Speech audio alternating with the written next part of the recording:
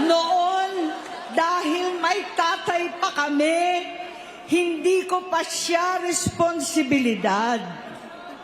Noong tumatanda, ay mas naging nakakabahala. Batid ko na nagda-drug siya.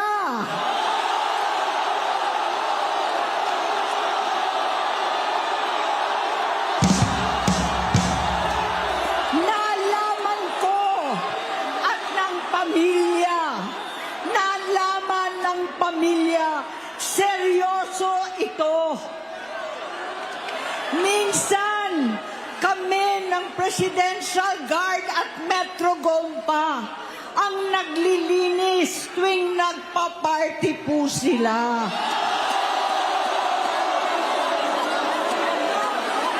Namuhay kaming magkakapatid sa ibang bansa.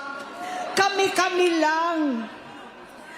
Kinumbinsi ko pa si Bongbong, pakasalan mo na si Lisa. Naisip ko noon, kapag nag-asawa siya, malalagay na sa tahimik at magkakaroon ng direksyon. Ang laki ng pagkakamali ko. Mas lumala ang kanyang pagkalulong sa droga.